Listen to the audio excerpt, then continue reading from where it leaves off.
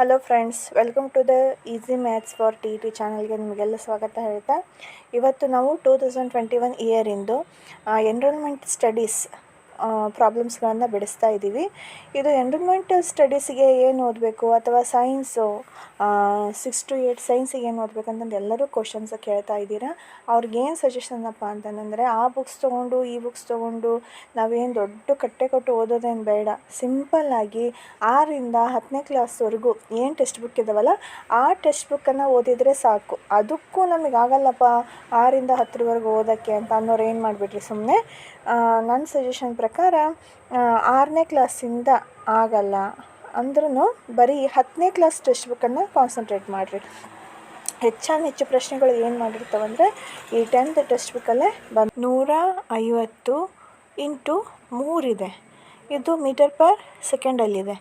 ಗುಣಿಸ್ಕೊಡ್ರಿ, ಎಷ್ಟಾಗುತ್ತೆ? 15 3 45 ಅಂದರೆ 450 kg metre per second ಆಗುತ್ತೆ. ಇದಕ್ಕೆ ಈಸಿಯಾಗಿರೋ ಆನ್ಸರ್ ಯಾವುದು ಬಂತಂದರೆ ನಮಗೀಗ ಆಪ್ಷನ್ 3. ಹಾಗಿದ್ರೆ 121ಕ್ಕೆ ಆಪ್ಷನ್ 3 ಬರುತ್ತೆ. ರೈಟ್.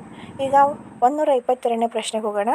ಕಾರ್ಪೆಟ್ನಲ್ಲಿರುವ ಧೂಳಿನ ಕಣಗಳನ್ನು ಕಾರ್ಪೆಟ್ ಬಡಿಯುವ ಮೂಲಕ ತೆಗೆಯಲಾಗುತ್ತದೆ. ಇಲ್ಲಿ ಬದಲಾಗುವ ಭೌತಶಾಸ್ತ್ರದ ನಿಯಮ. ಇಲ್ಲಿ ನೋಡ್ರಿ, ಕಾರ್ಪೆಟ್ ಮೇಲಿರೋ ಧೂಳು ಯಾವ ರೀತಿಯಾಗಿರ್ತದಂದರೆ ನಿಚ್ಚಲ ಆಗಿರ್ತದೆ. ಅದು ಹೌದಾ? ನಿಚ್ಚಲ ಆಗಿರೋದನ್ನ ನಾವೇನು ಮಾಡಬೇಕು? ಚಲನೆಗೆ ಒಳಪಡಿಸ್ತೀವಿ. ಬಡಿದಾಗ ಅವು ಬೀಳ್ತವೆ. ಇಲ್ಲೇನು ಬರ್ತದೆ ಅಂದರೆ ನ್ಯೂಟನ್ನ ಚಲನೆಯ ಮೊದಲನೆಯ ನಿಯಮ ಬರುತ್ತೆ. ಅಂದರೆ ಏನಾಗ್ತದೆ? ಜಡ ವಸ್ತು ಏನಾಗ್ತದೆ? ಚಲನೆಗೆ ಒಳಪಡ್ತೈತಿ. ಇದು ಯಾವುದ ನಿಯಮಕ್ಕೆ ಬರ್ತೈತಿ ಅಂದ್ರೆ ನ್ಯೂಟನ್ನ ಮೊದಲನೇ ನಿಯಮಕ್ಕೆ ಬರುತ್ತದೆ. ಹಾಗೆ ನೆಕ್ಸ್ಟ್ 2ನೇ ಪ್ರಶ್ನೆಗೆ 3ನೇ ಪ್ರಶ್ನೆಗೆ ಹೋಗೋಣ. 123 kg ದ್ರವ್ಯರಾಶಿಯುಳ್ಳ ವಸ್ತುವು ಭೂಮಿಯ ಕಡೆಗೆ ಚಲಿಸಲ್ಪಡುವ ಬಲ ಅಂತಂದಿದೆ. ಈಗ ಇದಕ್ಕೊಂದು ಫಾರ್ಮುಲಾ ಇದೆ ನೋಡ್ರಿ. ಏನು ಫಾರ್ಮುಲಾ ಅಂತಂದರೆ F=mg ಅನ್ನೋದು ಫಾರ್ಮುಲಾ. F=ma. ಬಲ ಅಂತ ಕೇಳಿದ್ದಾರೆ. ಬಲದ ಫಾರ್ಮುಲಾ ಏನು? F=ma. ಇಲ್ಲಿ ದ್ರವ್ಯರಾಶಿಯನ್ನು ಕೊಟ್ಟಿದ್ದಾರೆ, ಆದರೆ ಇದನ್ನು ಕೊಟ್ಟಿಲ್ಲ. F=ma ಅಂತ ಕರಿತೀವಿ. ಬಲದ ಫಾರ್ಮುಲಾ F=ma. ಆದರೆ ಇಲ್ಲೇನು ಮಾಡಬೇಕು? ಆಕರ್ಷಕ ಅಂದಮೇಲೆ ಗುರುತ್ವಾಕರ್ಷಣ ಬಲ ಏನಾಗ್ತತಿ? ಹಾಗಾಗಿ ದ್ರವ್ಯರಾಶಿಗಳು ಅಂದರೆ 12 ಇಂಟು 9.8. ಗುರುತ್ವಾಕರ್ಷಣ ಬಲ ಏನಿದೆ, 12 ಅಲ್ಲ, ಇದು 2 kg ಅಂದರೆ 8 2 16, 1 ಕ್ಯಾರಿ 9 2 18, 1 19, 1 ಸ್ಥಾನ ಬಿಟ್ಟ ಮೇಲೆ ಪಾಯಿಂಟು ಏನು ಬರುತ್ತೆ? 19.6 ನ್ಯೂಟನ್. ಇನ್ನೊಂದು ಸರಿ ಪ್ರಶ್ನೆಗಳನ್ನ ಕೇಳ್ತಿರ್ತಾರೆ. ಬಲದ ಏಕಮಾನ, ಬಲದ SI ಏಕಮಾನ ಏನು? ಬಲದ ಏಕಮಾನ ಅಂತ ಕೇಳ್ತಾರೆ. SI ಯೂನಿಟ್ ಏನಂದರೆ ನ್ಯೂಟನ್. ಕ್ಯಾಪಿಟಲ್ ಏನಂದರೆ ಬಲದ ಏಕಮಾನ ನ್ಯೂಟನ್ನಲ್ಲಿ ಸೂಚಿಸ್ತೀವಿ. ನೆಕ್ಸ್ಟ್ 124ನೇ ಪ್ರಶ್ನೆ ಬರ್ರಿ. ಒಬ್ಬ ಬಾಲಕನು 10 ಸೆಂಟಿಮೀಟರ್ ವೇಗದಲ್ಲಿ ಚಲಿಸುತ್ತಿರುವ ಮೆರಿ ಗೋ ರೌಂಡ್ನಲ್ಲಿ ಸವಾರಿ ಮಾಡುತ್ತಿದ್ದಾನೆಂದರೆ ಬಾಲಕನು, ಅವನು ನೋಡ್ರಿ ಸವಾರಿ ಮಾಡುತ್ತಿದ್ದಾನೆ ಹಂಗಂದರೆ ಮೆರಿಗೋನಲ್ಲಿ ಹೋಗ್ತಾ ಇದ್ದಾನೆ ಅಂದರೆ ನಿಚ್ಚಲ ಸ್ಥಿತಿಯಲ್ಲಿದ್ದಾನೆ ಅಲ್ಲ. ವೇಗೋತ್ಕರ್ಷವಿಲ್ಲದೆ ಚಲಿಸುತ್ತಿದ್ದಾನೆ ಅಲ್ಲ. ಇದಕ್ಕೆ ಆಪ್ಷನ್ ಏನು ಬರುತ್ತೆ? 3ನೇದು. ವೇಗೋತ್ಕರ್ಷದೊಂದಿಗೆ ಚಲಿಸುತ್ತಿದ್ದಾನೆ. ವೇಗೋತ್ಕರ್ಷದೊಂದಿಗೆ ಚಲಿಸುತ್ತಿದ್ದಾನೆ ಆಪ್ಷನ್ನು 3. ವೇಗೋತ್ಕರ್ಷವಿಲ್ಲದೆ ಚಲಿಸುತ್ತಿದ್ದಾನೆ ಇಲ್ಲ, ಇದು ತಪ್ಪು. ಏಕರೂಪಜವದೊಂದಿಗೆ ಚಲಿಸುತ್ತಿದ್ದಾನೆ, ಇದು ಕೂಡ ತಪ್ಪಾಗಿರುತ್ತದೆ. 125ನೇ ಪ್ರಶ್ನೆ. ಬೆಳಕಿನ ಪ್ರತಿಫಲನಕ್ಕೆ ಸಂಬಂಧಿಸಿದಂತೆ ಸರಿಯಾದ ಹೇಳಿಕೆ ಅಂತ ಹೇಳಿದ್ದಾರೆ. ನಿಮಗೆ ಬೆಳಕಿನ ಪ್ರತಿಫಲನ ಗೊತ್ತಿದೆ, ಒಂದೊಂದಾಗಿ ನೋಡ್ಕೊತ ಹೋಗೋಣ. ಈಗ ಪತನ ಬೆಳಕಿಗಿಂತ ಪ್ರತಿಫಲಿತ ಬೆಳಕು ಹೆಚ್ಚು ಪ್ರಕಾಶಮಾನವಾಗಿರುತ್ತದೆ. ಹೌದಾ? ನೋಡಿದ್ದೀರಾ? ಪತನ ಕಿರಣ ಪ್ರತಿಫಲನ ಕಿರಣ ಒಂದೇ ಥರ ಇರ್ತದೆ, ಯಾವುದು ಹೆಚ್ಚು ಕಡಿಮೆ ಇರೋಂಗಿಲ್ಲ. ನೆಕ್ಸ್ಟ್ ಪ್ರತಿಫಲಿತ ಬೆಳಕು 7 ಬಣ್ಣಗಳಾಗಿ ವಿಭಜನೆ ಹೊಂದುತ್ತದೆ. ಇದಂತರ ತಪ್ಪು ಅಲ್ವೇ ಅಲ್ಲ. ಪತನ ಕೋನವು ಪ್ರತಿಫಲನ ಕೋನಕ್ಕೆ ಸಮನಾಗಿರುತ್ತದೆ, ಇದು ಸರಿ. ನೋಡ್ರಿ, ಲೈಟು ಹಿಂಗೆ ಬಿತ್ತು ಅಂದರೆ ಇದೇ ಡೈರೆಕ್ಷನ್, ಇದೇ ಆ್ಯಂಗಲಲ್ಲಿ angle of instruction, angle of reflection ಏನಾಗಿರ್ತವೆ? 2 ಸೇಮ್ ಇರ್ತವೆ. ಆಮೇಲೆ ಇದು ರಿಫ್ಲೆಕ್ಷನ್ ಯಾವಾಗಲೂ 90 ಡಿಗ್ರಿ ಇರುತ್ತೆ. ಪ್ರತಿಫಲಿತ ಬೆಳಕು ಲಂಬದ ಕಡೆಗೆ ಬಾಗುತ್ತದೆ ಇಲ್ಲ, ಅದು ಪಟ್ಟಕದಲ್ಲಿ ವಕ್ರೀಭವನ ಬರುತ್ತಲ್ಲ, ಪಟ್ಟಕದಲ್ಲಿ ವಕ್ರೀಭವನ ಬಂದ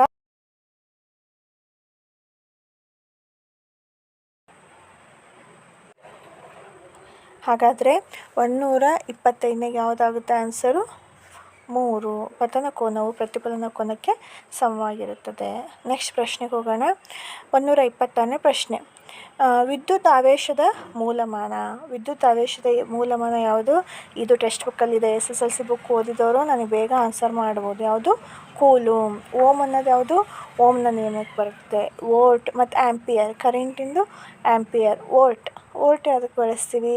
ವಿಭವಾಂತರ. ನೆನಪಿಟ್ಕೊಳ್ರಿ. ನೆಕ್ಸ್ಟ್ 127. ಗೃಹಗಳಲ್ಲಿ ವಿದ್ಯುತ್ ಬಳಕೆಯನ್ನು ಕಡಿಮೆ ಮಾಡಲು ನಾವು ಬಳಸುವ ಗೃಹೋಪಕರಣಗಳು. ಅಂದರೆ ಕರೆಂಟನ್ನು ಗೃಹಗಳಲ್ಲಿ ವಿದ್ಯುತ್ ಬಳಕೆಯನ್ನು ಕಡಿಮೆ ಮಾಡಬೇಕಿಲ್ಲಿ. ಕ್ವಶನ್ನ ನೋಡ್ಕೊಳ್ರಿ. ಒಂದು ಸಲ ಬಿಟ್ಟು ಇನ್ನೊಂದು ಸಲ ಕ್ವಶನನ್ನು ನೋಡ್ಕೋಬೇಕು. ಯಾವುದು ಕಡಿಮೆ ಶಕ್ತಿಯನ್ನು ಸೆಳೆಯುತ್ತದೆ? ಯಾವುದು ಕಡಿಮೆ ಶಾಖವನ್ನು ಉತ್ಪತ್ತಿ ಮಾಡುತ್ತದೆ? ಅಲ್ಲ. ನೆಕ್ಸ್ಟ್ ಯಾವುದು ಅಧಿಕ ವೋಲ್ಟೇಜ್ನಲ್ಲಿ ಕೆಲಸ ಮಾಡ್ತದೆ? ಇದು ಕೂಡ ಅಲ್ಲ. ಯಾವುದು ಹೆಚ್ಚು ವಿದ್ಯುತ್ತನ್ನು ಸೆಳೆಯುತ್ತದೆ? ಯಾವುದು ಅಲ್ಲ. ಈಸಿಯಾಗಿದೆ. ಯಾವುದಿದು? ಯಾವುದು ಕಡಿಮೆ ಶಕ್ತಿಯನ್ನು ಬಳಸಿ ವಿದ್ಯುತ್ತನ್ನು ನಮಗೆ ಕೊಡುತ್ತಲ್ಲ ಅದನ್ನು ನಾವು ಬಳಸ್ತೀವಿ. 128ನೇ ಪ್ರಶ್ನೆ. ಒಬ್ಬ ವ್ಯಕ್ತಿಯು 40 ಸೆಂಟಿಮೀಟರ್ಗಿಂತ ಅಧಿಕ ದೂರದಲ್ಲಿರುವ ವಸ್ತುಗಳನ್ನು ಮಾತ್ರ ನೋಡಲು ಶಕ್ತನು. ಆತನ ದೋಷ ಪರಿಹಾರಕ್ಕೆ ಆತನಿಗೆ ಬಳಸಲು ಸೂಚಿಸುವ ಮಸೂರದ ಸಾಮರ್ಥ್ಯ. ಇದು ಕೂಡ SSLC ಟೆಕ್ಸ್ಟ್ ಬುಕ್ಕಲ್ಲಿ. ಅಂದರೆ ಇಷ್ಟಿಷ್ಟು ಹಿಂಟುಗಳು ಕೊಟ್ಕೊಂತ ಹೋದರೆ ನೀವು ಈಸಿ TT ಕ್ಲಿಯರ್ ಮಾಡ್ತೀರ ಅನ್ನೋ ಉದ್ದೇಶ. ನಾವು 105ಕ್ಕೆ 150 ಮಾರ್ಕ್ಸ್ ತೊಗೊಳ್ಳೇಬೇಕು ಅಂತಂದರೆ ಅದಕ್ಕಾಗಿ ನಾನು ಸ್ಪೆಸಿಫಿಕ್ ಕ್ಲಾಸ್ಗಳನ್ನ ಮಾಡ್ಕೊತ ಹೋಗ್ತೇನೆ ಒಂದೊಂದು ವಿಷಯದ. ಅದನ್ನು ಫಾಲೋ ಮಾಡ್ತೀರಂತೆ. ಹಾಗೆ ಈಗ ನೆಕ್ಸ್ಟ್ ಇಲ್ಲಿ ಇನ್ನೊಂದು ಹೇಳ್ತೀನಿ. ಇದು ಒಂದು ಕ್ವಶನ್ ಬರುತ್ತೆ. ಏನಂದರೆ ಒಬ್ಬ ಮನುಷ್ಯ ಸಾಮಾನ್ಯವಾಗಿ ಅವನ ಕಣ್ಣಿನ ದೃಷ್ಟಿಗೆ ಬೆಳಕು ಬೀಳಬೇಕಪ್ಪ. ಈಗ ಅವನ ಕಣ್ಣಿನಿಂದ ಅವನ ದೃಷ್ಟಿ ಮೇಲೆ ಅಕ್ಷರಗಳು ಬೀಳಬೇಕಂದ್ರೆ ಇದು 8 ಸೆಂಟಿಮೀಟರ್ ಇರಬೇಕಂದ್ರೆ 25 ಸೆಂಟಿಮೀಟರ್ ದೂರದಿಂದ ನೋಡಬೇಕು ಅವನು. 25 ಸೆಂಟಿಮೀಟ್ರಿಗಿಂತ ಹತ್ತಿರದಲ್ಲಿ ನೋಡಿದರೆ ಬ್ಲರ್ ಆಗಿ ಕಾಣಿಸುತ್ತೆ. ಇದು ಬರುತ್ತೆ ಕ್ವಶನ್. ಆದಷ್ಟು ಕಣ್ಣಿಗೆ ಸಂಬಂಧಿಸಿದಂಗೆ ಇದನ್ನು ಒಂಚೂರು ನೆನಪಲ್ಲಿ ಇಟ್ಕೊಂಡಿರಲಿ. ಏನು? 25 ಸೆಂಟಿಮೀಟರ್ ಅಂತರ ಇರಬೇಕು ನಮ್ಮ ಕಣ್ಣಿನಿಂದ. ಅಷ್ಟು ದೂರದಲ್ಲಿದ್ದರೆ ಮಾತ್ರ ಯಾವುದೇ ಕಣ್ಣಿನ ಸಮಸ್ಯೆ ಇಲ್ಲದಿರೋ ವ್ಯಕ್ತಿ ಈಸಿಯಾಗಿ ನೋಡ್ಬೋದು. ಕೃತಕ ಪರಿಸರ ವ್ಯವಸ್ಥೆಗೆ ಉದಾಹರಣೆ. ಕೃತಕ ಪರಿಸರ ಅಂದರೆ ನಾವೇ ಕ್ರಿಯೇಟ್ ಮಾಡಿರೋದು ಪರಿಸರ ವ್ಯವಸ್ಥೆ. ಈಸಿ ಕ್ವಶನು ನೋಡಿರಿ. ಅರಣ್ಯ ಅಂತರೂ ಅಲ್ಲ, ನೈಸರ್ಗಿಕ ಅರಣ್ಯ. ಸಾಗರನೂ ನಾವು ಸೃಷ್ಟಿಸೋಕ್ಕಾಗಲ್ಲ, ಹುಲ್ಲುಗಾವಲನ್ನು ನಾವು ಸೃಷ್ಟಿಸೋಕ್ಕಾಗಲ್ಲ.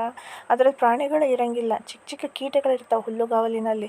ಆದರೆ ಇದಕ್ಕೆ ಸರಿಯಾದ ಉತ್ತರ ಮೃಗಾಲಯ ಇದು ಕೃತಕ ಪರಿಸರವಾಗಿರುತ್ತದೆ. 4ನೇ ಪೋಷಣಾ ಸ್ಥಳದಲ್ಲಿರುವ ಶಕ್ತಿಯ ಪ್ರಮಾಣ 8 kg ಆದರೆ ಉತ್ಪಾದಕ ಹಂತದಲ್ಲಿ ದೊರಕುವ ಶಕ್ತಿಯ ಪ್ರಮಾಣ. ಇಲ್ಲಿ ನೋಡ್ರಿ 8 1ನೇ ಸ್ತರದಲ್ಲಿ 2ನೇ ಸ್ತರದಲ್ಲಿ ಅಂತಂದರೆ ಇದಕ್ಕೆ ಸಂಬಂಧಿಸಿದಂಗೆ ಕೆಲವೊಂದು ನೋಟ್ಸನ್ನು ನಾನು ಬಿಡ್ತೀನಿ ಲಾಸ್ಟಲ್ಲಿ. ಈಗ 1ನೇ ಸ್ತರದಲ್ಲಿ 0.1% ಆಗುತ್ತೆ. ನೆಕ್ಸ್ಟ್ 2ನೇ ಸ್ಟೆಪ್ಪಲ್ಲಿ 1, 3ನೇ ಸ್ಟೆಪ್ಪಲ್ಲಿ ಇದಕ್ಕೆ ಸಂಬಂಧಿಸಿದಂಗೆ ಒಂಚೂರು ವಿಡಿಯೋ ತೋರಿಸ್ತೀನಿ ನಿಮಗೆ. ಇದು ಫಸ್ಟ್ ಸ್ಟೇಜು. ಇದಕ್ಕೆ 1ನೇ stage, first, second, third, fourth.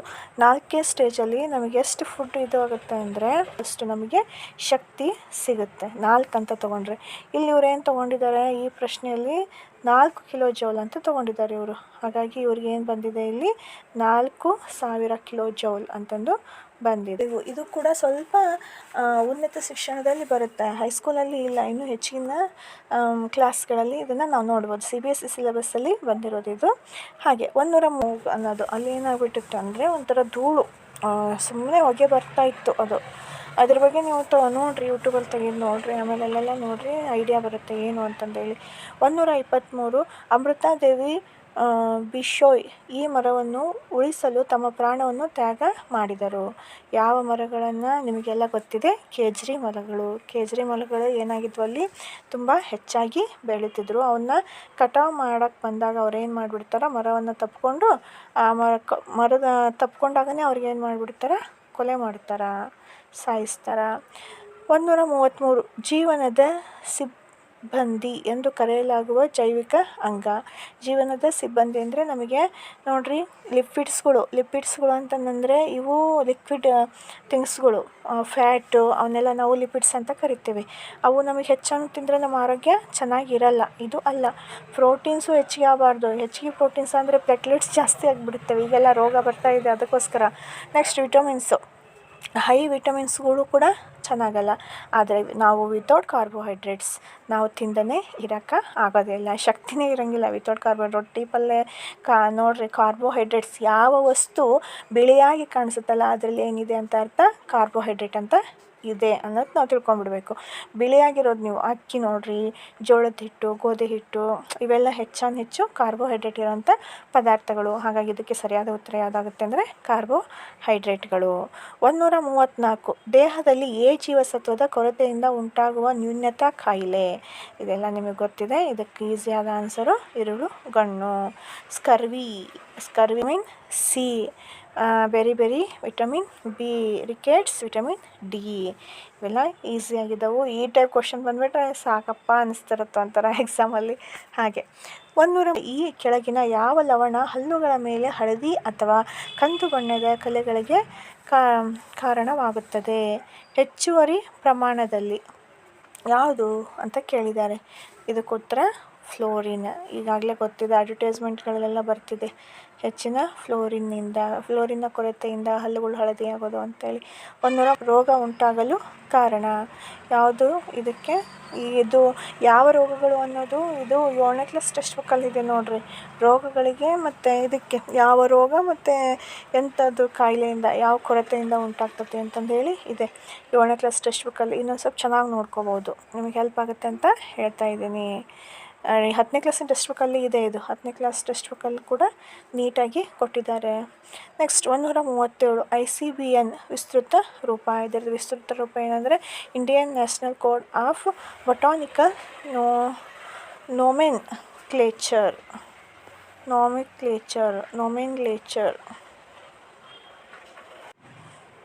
138 ದೇಹದಲ್ಲಿ ಅತಿ ದೊಡ್ಡ ಗ್ರಂಥಿ ಯಕೃತ್ತು. ಅತಿ ದೊಡ್ಡ ಗ್ರಂಥಿ ಯಾವುದು? ಯಕೃತ್ತು ಆಗಿದೆ. ಮೇದೋಜೀರ್ಣಕ ಗ್ರಂಥಿ, ಅಡ್ರಿನಲ್ ಗ್ರಂಥಿ, ಆಮೇಲೆ ಗ್ಯಾಸ್ಟ್ರಿಕ್ ಗ್ರಂಥಿಗಳು, ಇವೆಲ್ಲ ನಾನೀಗ ಮುಂದೆ ಹೋಗ್ತಿದ್ದೀನಿ. 139 ಜಠರದಲ್ಲಿ ಹೈಡ್ರೋಕ್ಲೋರಿಕ್ ಆಮ್ಲದ ಅನುಪಸ್ಥಿತಿಯಲ್ಲಿ ಕಾರ್ಯನಿರ್ವಹಿಸದ ಕಿಣ್ವ. ನೋಡಿರಿ, ಹೈಡ್ರೋಕ್ಲೋರಿಕ್ ಆಮ್ಲದ ಅನುಪಸ್ಥಿತಿಯಲ್ಲಿ ನಿರ್ವಹಿಸದ ಕೋಶನು ಕಿಣ್ವ ಯಾವುದು ಅಂದರೆ ಪೆಪ್ಸಿನ್. ಇದು ಕೂಡ SSLC ಟೆಕ್ಸ್ಟ್ ಬುಕ್ಕಲ್ಲಿ ಬಂದಿದೆ. ಅಂಗಾಂಶಗಳಿಗೆ ಶಕ್ತಿ, ಸ್ಥಿತಿಸ್ಥಾಪಕತ್ವ ಮತ್ತು ನಮ್ಯತೆಯನ್ನು ಒದಗಿಸುವ ನಾರಿನ ಅಂಗಾಂಶ ಯಾವುದು ಅಂತ ಕೇಳಿದ್ದಾರೆ.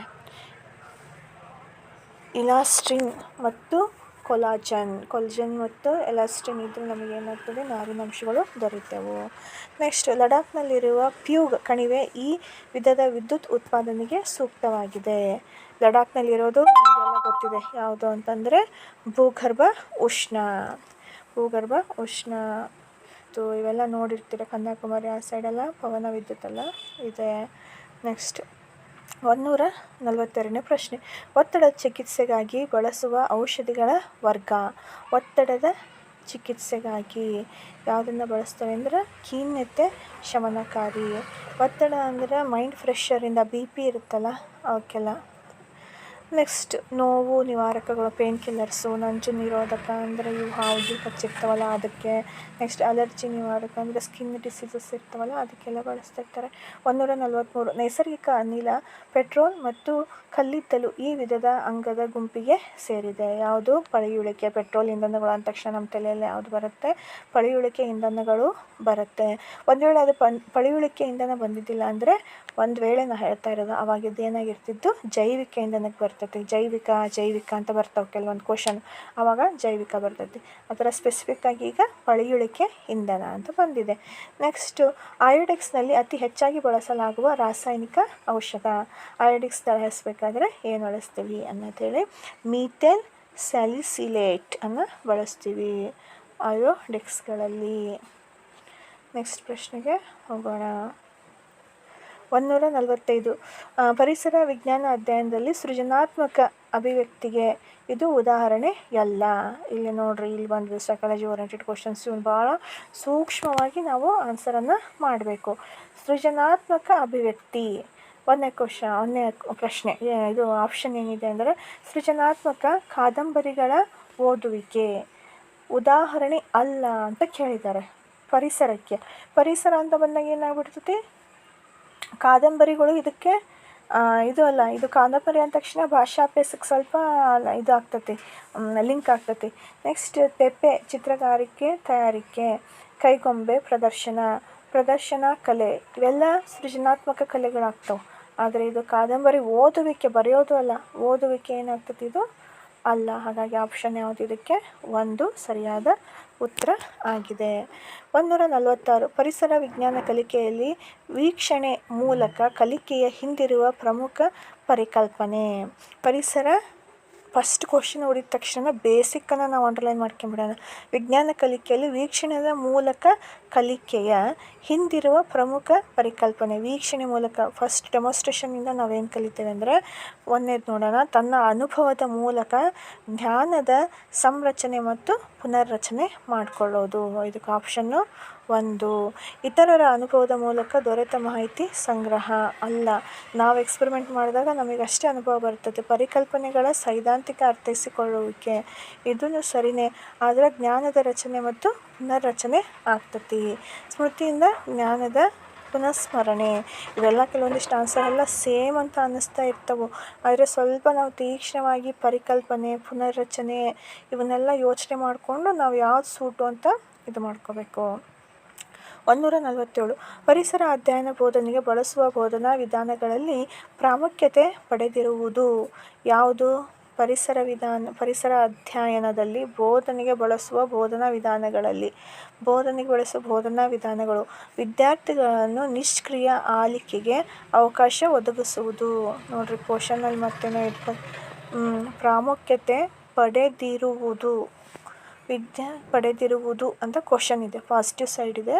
ವಿದ್ಯಾರ್ಥಿಗಳನ್ನು ನಿಷ್ಕ್ರಿಯ ಆಲಿಸುವಿಕೆಗೆ ಅವಕಾಶ ಒದಗಿಸುವುದು, ಶಿಕ್ಷಕರಿಗೆ ಅವರ ಇಚ್ಛೆಯಂತೆ ವಿವರಿಸುವ ಅವಕಾಶ ನೀಡುವುದು, ವಿದ್ಯಾರ್ಥಿಗಳನ್ನು ಗುಂಪಿನಲ್ಲಿ ಒಗ್ಗೂಡಿಸಿ ಕಾರ್ಯನಿರ್ವಹಿಸುವ ಅವಕಾಶ ನೀಡುವುದು, ವಿದ್ಯಾರ್ಥಿಗೆ ಓದಲಿಕ್ಕೆ ಕಲಿಯುವ ಅವಕಾಶ ನೀಡುವುದು.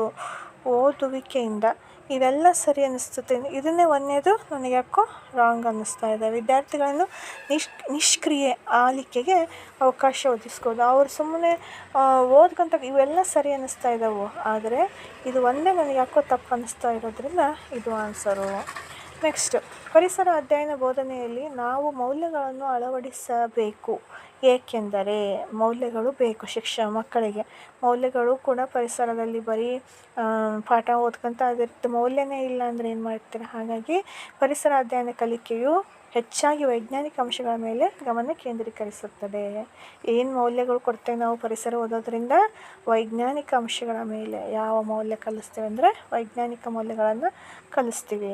149ನೇ ಪ್ರಶ್ನೆ, ಪರಿಸರ ವಿಜ್ಞಾನ ಅಧ್ಯಯನದಲ್ಲಿ ಬೋಧನೆ ಕಲಿಕೆಯಲ್ಲಿ ಸಾಮಾನ್ಯವಾಗಿ ಬಳಸುವ ಪ್ರಶ್ನಾತಂತ್ರ. ಯಾವ ಪ್ರಶ್ನಾತಂತ್ರವನ್ನು ಬಳಸ್ತೇವೆ ಅಂದರೆ ಬೋಧನೆಯ ಕಡೆಗೆ ಮಕ್ಕಳ ಅವಧಾನವನ್ನು ಸೆಳೆಯುವುದು. ಯಾಕೆ ನಾವು ಪ್ರಶ್ನೆಗಳನ್ನು ಬಳಸ್ತೀವಿ? ಪಾಠ ಮಾಡ್ತಿರ್ತೀವಿ, ಆವಾಗ ಸಾಮಾನ್ಯವಾಗಿ ಬಳಸುವ ಪ್ರಶ್ನಾತಂತ್ರ ಎದಕ್ಕೆಂದರೆ ಬೋಧನೆಯ ಕಡೆಗೆ, ನಾವು ಏನು ಪಾಠ ಮಾಡ್ತೇವೋ ಅದ್ರ ಕಡೆ ಮಕ್ಕಳನ್ನು ಸೆಳೀಲಿಕ್ಕೆ ಬಳಸ್ತೀವಿ. ಉತ್ತೇಜನವನ್ನು ನಿಯಮಾನುಸಾರವಾಗಿ ಒದಗಿಸಬಹುದು. ಇದು ಅಲ್ಲ, ತರಗತಿಯಲ್ಲಿ ಕುತೂಹಲವನ್ನು ಉಂಟು ಮಾಡಬಹುದು. ಇದು ಕೂಡ ಸರಿ ಅನಿಸುತ್ತೆ. ಆದರೆ ಎಲ್ಲ ಮಕ್ಕಳಿಗೂ ಪ್ರಶ್ನೆ ಕೇಳಿದರೆ ಮಾತ್ರ ಕುತೂಹಲ ಬರುತ್ತೆ. ತರಗತಿಯಲ್ಲಿ ಶಿಸ್ತನ್ನು ಕಾಪಾಡೋದು, ಅಲರ್ಟ್ ಆಗ್ತಾರೆ. ಆದರೆ ಮಕ್ಕಳ ಅವಧಾನವನ್ನು ಸೆಳೀಲಿಕ್ಕೆ ನಾವು ಹೆಚ್ಚಾಗಿ ನಡುವೆ ಪ್ರಶ್ನೆಗಳನ್ನು ಕೇಳಬೇಕು. ವಿಜ್ಞಾನ ಶಿಕ್ಷಕರು ಮಕ್ಕಳಿಗೆ ಮಾನವ ದೇಹದ ರೂಪರೇಷೆಗಳನ್ನು ನೀಡಿ ಅದರಲ್ಲಿ ಜೀರ್ಣಾಂಗ ವ್ಯೂಹವನ್ನು ರಚಿಸಲು ಸೂಚಿಸುವರು. ಈ ಕ್ರಿಯೆಯ ಮುಖ್ಯ ಉದ್ದೇಶ, ನಾನು ಹೇಳಿದ್ದೀನಿ ಇಂಪಾರ್ಟೆಂಟ್ ಪಾಯಿಂಟ್, ಮಕ್ಕಳಿಗೆ ಮಾನವ ರೂಪರೇಷೆಗಳನ್ನು ನೀಡಿ, ಮಾನವನ ದೇಹದ ರೂಪರೇಷೆ ನೀಡಿ ಅದರಲ್ಲಿ ಏನು ಮಾಡ್ತಾರೆ? ಜೀರ್ಣಾಂಗ ವ್ಯೂಹವನ್ನು ರಚಿಸಲಿಕ್ಕೆ ಕೊಟ್ಟಾರ. ಇದರಿಂದ ಏನು ಕಲಿತಾರೆ ಅನ್ನೋದ್ರ ಬಗ್ಗೆ ನೋಡೋಣ. ಚಿತ್ರ ರಚನಾ ಕೌಶಲ್ಯವನ್ನು ಆಧರಿಸಿ ಕಲಿಯುವವನನ್ನು ಗುರುತಿಸಬಹುದು. ಅದಕ್ಕಿಂತ ಹೆಚ್ಚಿದಾಗಿ ನೋಡೋಣ. ಚಿತ್ರ ರಚನಾ ಪ್ರಕ್ರಿಯೆಯನ್ನು ಗಮನಿಸಿ ಮೌಲ್ಯೀಕರಿಸುವುದು. ಎಲ್ಲ ಮಕ್ಕಳಿಗೂ ಬರೀ ಕೆಲವೊಂದು ಮಕ್ಕಳು ಜಾಣರು ಇರ್ತಾರೆ, ಕೆಲವೊಂದು ಮಕ್ಕಳು ಚಿತ್ರ ಚೆನ್ನಾಗಿ ತೆಗಿತಿರಲ್ಲ. ಅದೇ ಕೆಲವೊಂದು ಮಕ್ಕಳು ಚಿತ್ರ ಚೆನ್ನಾಗಿ ತೆಗಿತಿರಲ್ಲ, ಓದೋಕ್ಕೆ ಬರೋಕ್ಕೆ ಬರ್ತಿರಲ್ಲ. ಅದ್ರ ಮೇಲೆ ಡಿಸೈಡ್ ಮಾಡೋಕ್ಕಾಗಲ್ಲ. ನೆಕ್ಸ್ಟ್, ಘಟಕಾಂಶಗಳನ್ನು ಹೆಸರಿಸಿ ಚಿತ್ರದ ಮೂಲಕ ಕಲಿಯುವುದನ್ನು ಕಲಿಯುವವರನ್ನು ಪರೀಕ್ಷಿಸುವುದು, ಪರೀಕ್ಷಿಸ್ಬೋದು. ನೆಕ್ಸ್ಟ್, ಚಿತ್ರರಚನೆಯ ಮೂಲಕ ಕಲಿಸುವವ ಸಂಗತಿಯ ಬಗ್ಗೆ ಹೊಂದಿರುವ ಅಂಶಗಳನ್ನು ಹೊರತೆಗೆಯುವುದು. ಕಲಿಯುವವ ಸಂಗತಿಯ ಬಗ್ಗೆ ಹೊಂದಿರುವ ಅಂಶಗಳನ್ನು, ಅದರಲ್ಲಿ ಅವನು ಇನ್ನೂ ವೆರೈಟಿ ಏನು ಕಲ್ತಿದ್ದಾನೆ, ಈಗ ಏನಪ್ಪ ಕಲಿತಿರುವ ಅಂಶಗಳನ್ನು ಹೊರತೆಗೆಯುವುದು ಅಂದರೆ ಅದೇ ಲೇಬಲ್ ಮಾಡ್ರಿ ಅಂತ ಹೇಳ್ತೇವಲ್ಲ, ಹಿಂಗೆಲ್ಲ ಮನುಷ್ಯನ ಚಿತ್ರ ಬಿಡಿಸಿ ಅವ್ನು ಸುಮ್ಮನೆ ಚಿತ್ರ ಬಿಡಿಸಿದ್ರೆ ಏನು ಬಂತು, ಇದಕ್ಕಿದೆ ಅಂತೀವಿ ಅನ್ನೋದು ಅವನಿಗೆ ಜ್ಞಾನ ಬೇಕಲ್ಲ, ಅದನ್ನು ನಾವು ಈ ಚಿತ್ರರಚನೆ ಮೂಲಕ ಕಲಿಸ್ತೀವಿ ಅಂತ ಹೇಳಿದ್ದಾರೆ. ನಾನು ನಿಮಗೋಸ್ಕರ ಇಷ್ಟೋ ಮಾಡ್ತಾಯಿದ್ದೀನಿ, ಒಂದು ಪ್ರಯತ್ನ ನನಗೆ ಅಷ್ಟೇ, ನನಗೆ ಕಲಿಸ್ಬೇಕನ್ನೋ ಆಸಕ್ತಿಯಿಂದ. ನಿಮಗೆ ಏನಾದರೂ ಇದು ಸರಿ ಇದು ತಪ್ಪು ಅನಿಸಿದ್ರೆ ನನಗೆ ಕಮೆಂಟ್ ಮಾಡಿ ಹೇಳ್ರಿ. ಆಮೇಲೆ ವಿಡಿಯೋ ಯಾಕೋ ದಿನದಿಂದ ದಿನಕ್ಕೆ ಲೆಂದಿ ಆಗ್ತಾಯಿದ್ದವು, ಸ್ವಲ್ಪ ಲೈಕ್ ಮಾಡಿರಿ, ಶೇರ್ ಮಾಡಿ, ಸಬ್ಸ್ಕ್ರೈಬ್ ಮಾಡಿ. ನೀವು ಲೈಕ್ ಮಾಡಿದರೆ ನನಗೆ ಖುಷಿ ಅನಿಸುತ್ತೆ, ಲೈಕ್ ಮಾಡಿದ್ದಾರೆ, ವಿಡಿಯೋ ಇಷ್ಟ ಆಗಿದೆ ಇಲ್ಲ ಅಂತಂದೇಳಿ. ಮತ್ತು ಬೇರೆ ವಿಡಿಯೋ ಜೊತೆ ಸಿಗ್ತಿರ್ತೀನಿ. ಸೈಕಾಲಜಿಗೆ ಎಷ್ಟು ಸಾಧ್ಯನೋ ಅಷ್ಟು ಎಕ್ಸ್ಪ್ಲೇನ್ ಮಾಡಿದ್ದೀನಿ. ಸೈಕಾಲಜಿ ಸೆಕೆಂಡ್ ಪೇಪರನ್ನು ಕೂಡ ಎಕ್ಸ್ಪ್ಲೇನ್ ಮಾಡ್ತೀನಿ. ಅಂದರೆ ನಿಮಗೆ ಕಂಟಿನ್ಯೂಟಿ ಇರಲಿ ಅನ್ನೋ ಉದ್ದೇಶದಿಂದ ನಾನು ಒಂದು ಕ್ವಶನ್ ಪೇಪರಲ್ಲಿ ಯಾವ್ಯಾವ ಥರದ ಪ್ರಶ್ನೆಗಳು ಇರ್ತವೋ ನಾವು ಹೆಂಗೆ ಈಸಿಯಾಗಿ ಮಾರ್ಕ್ಸನ್ನು ತೆಗಿಬೋದು ಅನ್ನೋ ಉದ್ದೇಶಕ್ಕೆ ಒಂದೇ ಇಯರಿನ ಕ್ವಶನ್ ಪೇಪರನ್ನು ಪೂರ್ತಿ ಎಕ್ಸ್ಪ್ಲೇನ್ ಮಾಡಿದ ನಂತರ ಬೇರೆ ಕ್ವಶನ್ ಪೇಪರ್ಸ್ನ ತೊಗೊತೀನಿ. ಇನ್ನು ಕೆಲವೊಂದು ಫ್ರೆಂಡ್ಸ್ ಇಂಗ್ಲೀಷ್ ಕ್ಲಾಸನ್ನು ಮಾಡಿರಿ ಅಂತ ಹೇಳ್ತಿದ್ದಾರೆ. ಬೇಸಿಕ್ಲಿ ನನ್ನ ಸಬ್ಜೆಕ್ಟು ಮ್ಯಾಥ್ಸು ಮತ್ತು ಸೈನ್ಸ್ ಆಗಿರೋದ್ರಿಂದ ಇಂಗ್ಲೀಷು ಪರವಾಗಿಲ್ಲ, ಟ್ರೈ ಮಾಡ್ತೀನಿ. ಇದರಲ್ಲೇ ನೆಕ್ಸ್ಟ್ ವಿಡಿಯೋಸ್ಗಳಲ್ಲಿ ಅಪ್ಲೋಡ್ ಮಾಡ್ತೀನಿ. ನನ್ನ ಇಂಟೆನ್ಷನ್ ಅಷ್ಟೇ, ಫಸ್ಟು ಹೊಸ್ಲನ್ನು ದಾಟಿಕೊಂಡು ಒಳಗೆ ಹೋಗೋಣ, ಅಂದರೆ 90 ಮಾರ್ಕ್ಸನ್ನ ತಗೊಂಡು ನಾವು GPSTRಗೆ ಫಸ್ಟ್ ಎಂಟ್ರಿ ಆಗೋಣ ಅನ್ನೋ ಉದ್ದೇಶಕ್ಕೆ ಈ ಕ್ವಶನ್ ಪೇಪರನ್ನು ನೀಟಾಗಿ ನಿಮಗೆ ಎಕ್ಸ್ಪ್ಲೇನ್ ಮಾಡಿ ಹೇಳ್ತಾ ಇದ್ದೀನಿ. ಎರಡೂ ಅಂದರೆ ಪಾರ್ಟ್ ಫಸ್ಟು ಪಾರ್ಟ್ ಸೆಕೆಂಡಲ್ಲಿ ಏನು ಲಿಂಕ್ ಇರುತ್ತೆ, ಎಲ್ಲ ಸೇಮ್ ಇರುತ್ತೆ, ಏನು ಚೇಂಜಸ್ ಇರೋಂಗಿಲ್ಲ. ಅದನ್ನು ಹೇಳೋಣ ಅಂತ ನಿಮಗೆ ಎರಡನ್ನೂ ಒಂಥರ ಚೈನ್ ಸಿಸ್ಟಮ್. ಇದು ಒಂದು ಸಲ ನಿಮಗೆ ಟ್ರಿಕ್ಸ್ ಸಿಕ್ತು ಅಂದರೆ ನೆಕ್ಸ್ಟ್ ಏನು ಬರಲಿ ಬಿಡು ಅನ್ನೋ ರೀತಿಯಲ್ಲಿ ನೀವು ರೆಡಿ ಆಗ್ತೀರ ಅನ್ನೋದು ನನ್ನ ಇಂಟೆನ್ಷನ್ನು. Thank you. ಲೈಕ್ ಮಾಡಿರಿ, ಸಬ್ಸ್ಕ್ರೈಬ್ ಮಾಡಿರಿ, ಶೇರ್ ಮಾಡಿರಿ. ಬಾಯ್. ಇನ್ನೊಂದು ವಿಡಿಯೋ ಜೊತೆಗೆ ನಿಮ್ಮ ಜೊತೆ ಲಿಂಕ್ ಆಗ್ತೀನಿ. Thank you.